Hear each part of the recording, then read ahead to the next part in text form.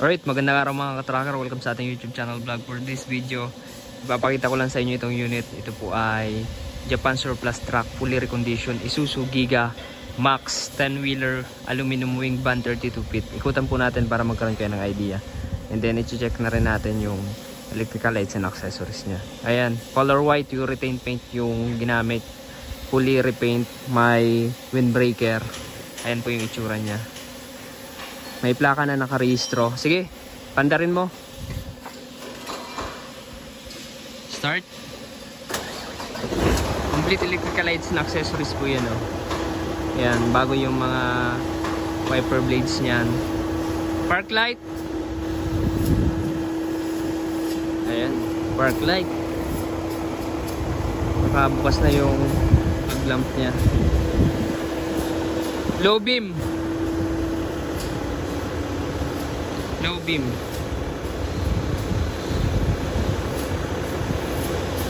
High. Yun. Yan low beam. High. Ano? Passing light. Okay. Hazard. Ayan, hindi umilaw.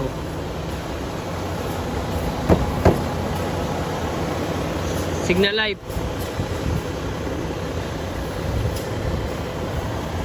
Kabila.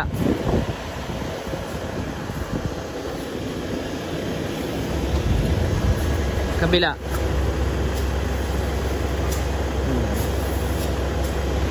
Okay. Hazard mo. Buksan mo yung ano, clearance light, yung mga ilaw. Ayan, may dalawang fuel tank. Ayan po, dual yung fuel tank niya, toolbox, tapos running guard na aluminum dito sa gitna, and then fabricated sa likod, gawa namin dito. Ayan, convert molye. Ayan, kinonvert yung kanyang suspension sa likod, dating airbag suspension, kinonvert to molye.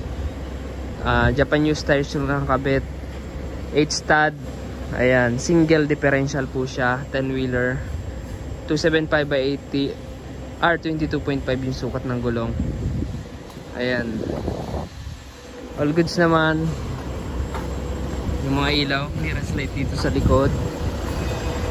Ayan, straight mo yung ano, yung manabela.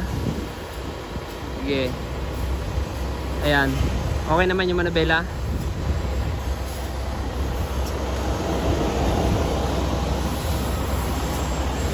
So, yan, umiilaw naman. Brand new battery. Yan, 2D battery.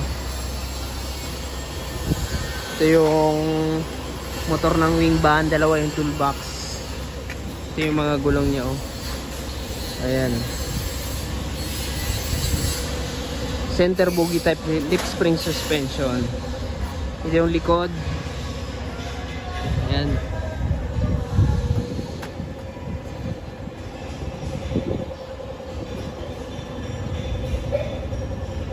Preno. Bitaw. Signal light, kaliwa.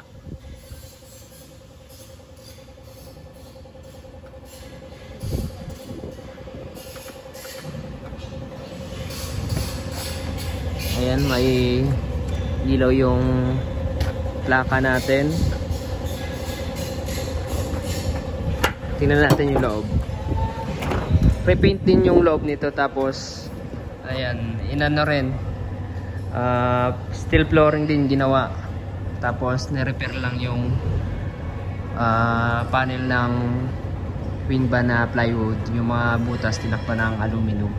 Checkered plate yung ginamit.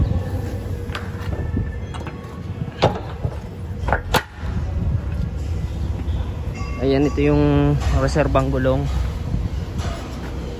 Ano mo? May ano na, hangin na. Ha? Dito may makikita. Ayan, o. Ayan. I-accelerate mo nga. Okay. Ganda lang. Ito yung odo niya. 137,447. Tapos ayan, okay naman. Power window.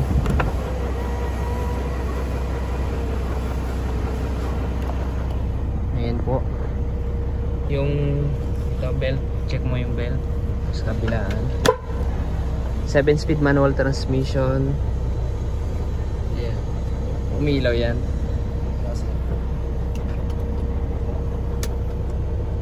Okay, accelerate mo lang. Hintayin nating mag-release ng hangin. Yan, ganyan lang.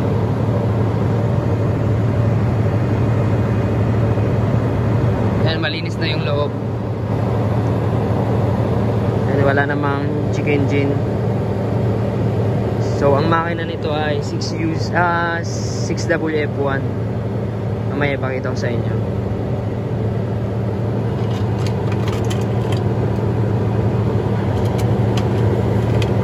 Yan. Nag-release na ng hangin.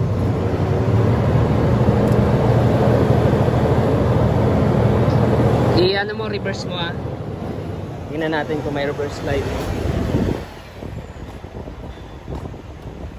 Ayan, dito po kami matatagpuan sa Barangay Mambugdos, Bacoor, Cavite.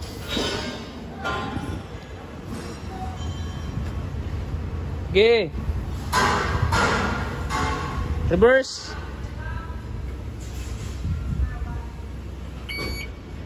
Okay na. Ayan, umiilaw. All goods naman. Yung chassis nito sariwa, oh. Ayan, oh. Walang masilian. Original yung body niya sa unit. Taas mo yung ano, ito. Taas natin. Wag. Huwag mo na patayin. Kulay puti. Ayan.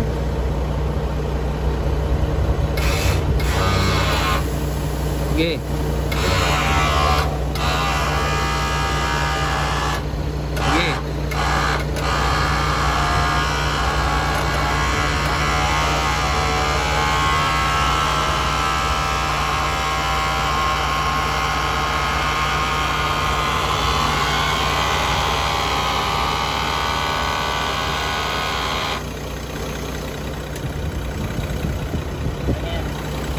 Ito yung makina niya.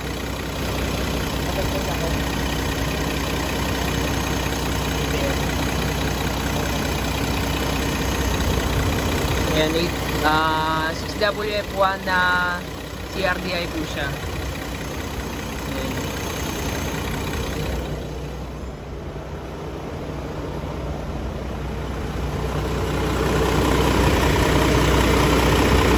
Ayan, CRDI.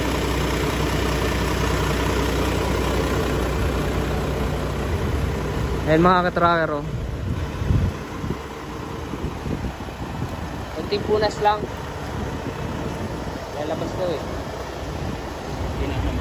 Oh. Ayan po yung itsura, oh. Sa malayo. Ang ganito yung unit mga katracker, nagre-range to ng 1.950 to 2.150. Ganitong unit. So hindi ko alam kung magkano inabot itong unit na to, yung actual price, pero gano'n nagre-range. So reco na siya, may warranty po siya. And mga ka-tracker, kung nagustuhan nyo itong video na to, paki-like, share, mag-subscribe na. Maraming salamat, pag-follow rin ng ating FB page. Ayan, dito kami sa Barangay Mambugdos, Bacoor, Cavite, Calipil Marketing Corporation. Ayan, mag-message lamang po sa ating FB page. Maraming salamat, God bless, bye bye.